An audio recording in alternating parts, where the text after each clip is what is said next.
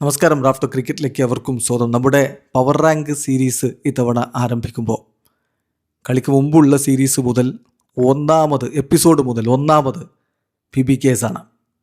ഇപ്പോഴും ഒന്നാമത് PBKS ആണ്. പക്ഷേ ആദ്യത്തെ 1-2 എപ്പിസോഡിലൊക്കെ PBKS ഒന്നാമെന്ന് പറയുമ്പോൾ പലർക്കും പുച്ഛം, കളിയാക്കൽ, ഇത് ആരുണ്ടാക്കിയടോ, തനിക്കൊക്കെ കളി അറിയോ എന്നൊക്കെ ചോദിച്ചവരുണ്ട്. പക്ഷെ അന്നും നമ്മൾ പറഞ്ഞു, ഈ IPL ഏറ്റവും ബാലൻസ്ഡ് ടീം PBKS ആണ്, അതിൻ്റെ റിസൾട്ട് നിങ്ങൾ കാണാനിരിക്കുന്നതേ ഉള്ളൂ എന്ന്.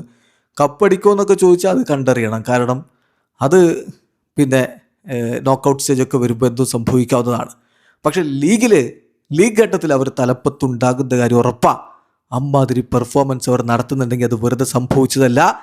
അങ്ങനെ അവർ ഹാർഡ് വർക്ക് ചെയ്തിട്ടുണ്ട്, അങ്ങനെ അവർ ഹോം വർക്ക് ചെയ്ത് ടീം ബാലൻസ് കണ്ടെത്തിയിട്ടുണ്ട്.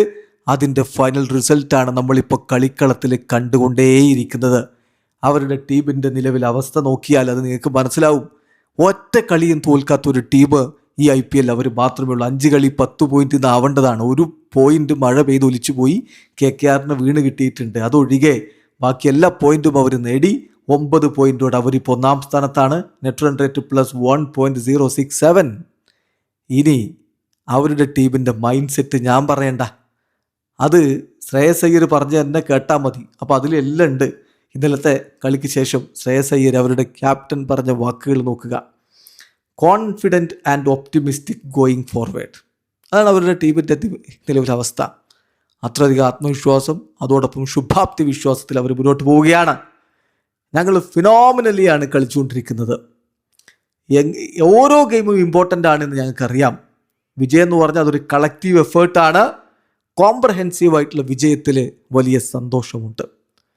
ഇനി പ്രഭ്സിമ്രാൻ സിംഗിനെ കുറിച്ച് പറഞ്ഞു, എന്തൊരു കളിയാണ് അവൻ കളിച്ചുകൊണ്ടിരിക്കുന്നത്. കഴിഞ്ഞ സീസണിൽ അവൻ അടിച്ചിരുന്നു, പക്ഷേ അതിൽ നിന്ന് വ്യത്യസ്തമായി ചില കാര്യങ്ങൾ സംഭവിച്ചിട്ടുണ്ട്. ഏതാണിപ്പോൾ ശ്രേയസ് പറയുന്നത്. ശ്രേയസിൻ്റെ വാക്കുകൾ നോക്കാം. Prabhsimran has raised his bar.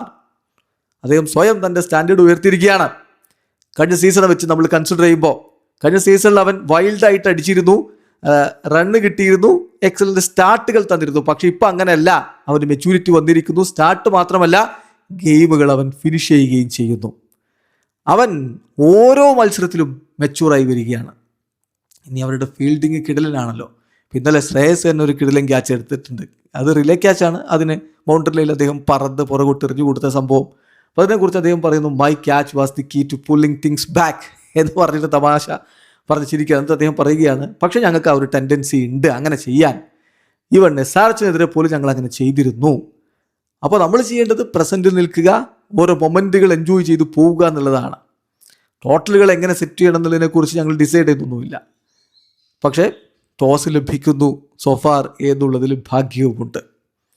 ഒരുപാട് പോസിറ്റീവ് പ്ലെയേഴ്സ് കളിക്കളത്തിലിറങ്ങി അവരുടെ മികവ് കാണിക്കാൻ റെഡി ആയിട്ട് ഈ ടീമിലുണ്ട്. അതാണ് ഏറ്റവും പ്രധാനപ്പെട്ട കാര്യം. സോ ഓരോ കളിയിലും കൂടുതൽ ബെറ്ററായി വരിക, നമ്മളിൽ തന്നെ ഫോക്കസ് ചെയ്യുക. അതാണ് ഞങ്ങളുടെ റെസിപ്പി, അതാണ് ഞങ്ങൾ ഫോളോ ചെയ്തുകൊണ്ടിരിക്കുന്നത്. തീർച്ചയായിട്ടും കളി കാണാൻ ക്രൗഡ്സ് ഇങ്ങനെ വലിയ രൂപത്തിൽ വരുമ്പോൾ സന്തോഷമുണ്ട്.